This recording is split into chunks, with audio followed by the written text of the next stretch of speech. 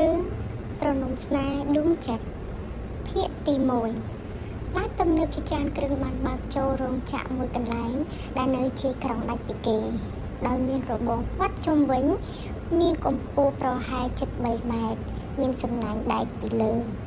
ឡានទំនើបស៊េរីចុងក្រោយឈប់ភ្លាមមានមនុស្សពាក់ឈុតខ្មៅជាច្រើនអ្នកចុះ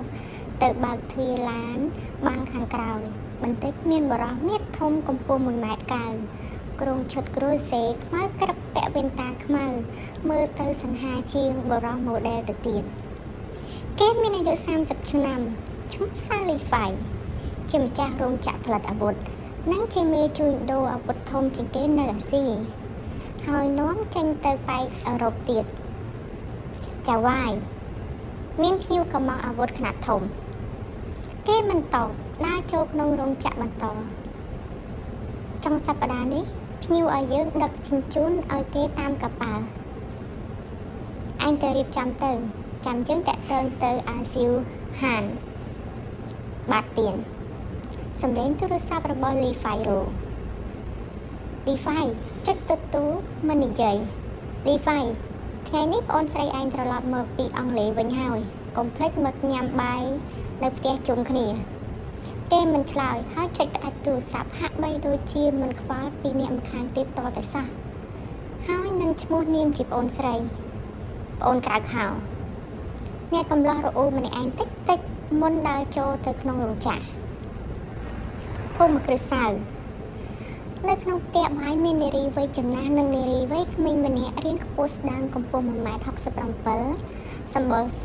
មុខមាត់កូនកាត់អាយុ25ឆ្នាំសម្រស់នាងមិនចាញ់តារាឡើយនាងឈ្មោះសៅហ្វាន់ស៊ីជាកូនចុងរបស់លោកពូលីប៉ុន្តែហ្វាន់ស៊ីមិនមែនជាកូនរបស់ពូលីនិងម្ដាយនាងទេ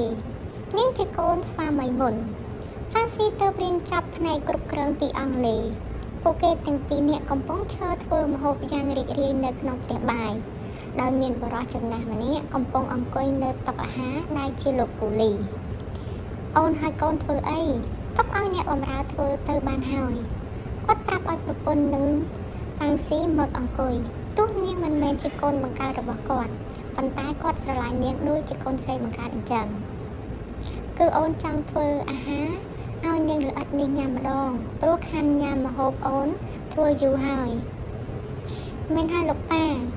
កូនខានញ៉ាំស្នាដៃម៉ាក់យូរហើយទោះប៉ាស៊ីមិនមែនជាកូនស្រីបង្កើតរបស់គាត់តែគាត់ស្រឡាញ់ទោះប៉ាស៊ីមិនមែនជាកូនស្រីរបស់គាត់តែនាងស្រឡាញ់គាត់ចាត់ទុកគាត់ដូចជាលោកប៉ាបង្កើតអញ្ចឹងពីអ្នកម៉ាក់កូននេះបងនិយាយមិនឈ្នះទេសម្លេងសើចព្រមគ្នាបន្លឺឮពេញភូមិគ្រឹះធ្វើឲ្យអ្នកដែលកំពុងឈរស្ដាប់នៅខាងក្រៅមានទឹកមុខមិនពេញចិត្តលាយជាមួយនឹងការស្អប់ម្ហូបមកដល់ហើយលោកប៉ាអញ្ចឹងអង្គុយចុះទាំងម៉ាក់និងកូនមើលចាំអាពីអ្នកនោះមកដល់ញ៉ាំព្រមគ្នាតែម្ដងចាស្រាប់តែវត្តមានលីហ្វៃដើរចូលមកជាមួយទឹកមុខមាំតែមុនចូលមកគេនៅឈរមាត់ទ្វារមួយសន្ធុហើយឈរសម្លឹងមើលមនុស្សដែលគេខានជួបជាង10ឆ្នាំដែលជាមនុស្សស្រីគេស្អប់ខប់បេះដល់បេះដូងមកដល់ហើយប៉ូលីសសួរកូនប្រុសច្បងអ្នកទៅមកដល់មិននិយាយព្រោះនេះជាទម្លាប់របស់គេទៅហើយមិននិយាយច្រើន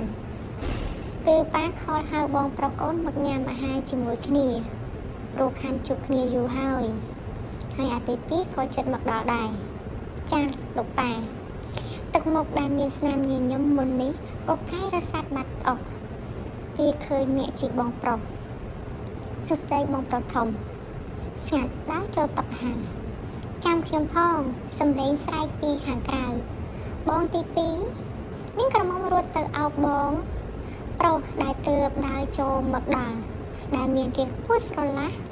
ហើយរូបរាងសង្ហាមិនចាញ់លីហ្វៃប៉ុន្មានទេគេត្រូវជាប្អូនបង្កើតរបស់លីហ្វៃហ្វាំងស៊ីប្អូនស្រីបងស្អាតខ្លាំងណាស់ហើយពេញក្រមុំបានគេអោបប្អូនទាំងក្តីស្រឡាញ់នឹករលឹកអរគុណបងទី2ទីមីត្រូវហើយព្រោះពីមុនហ្វាំងស៊ីមិនស្អាតសាច់រលោងដូចពេលនេះទេនាងខ្មៅក្រញ៉េះ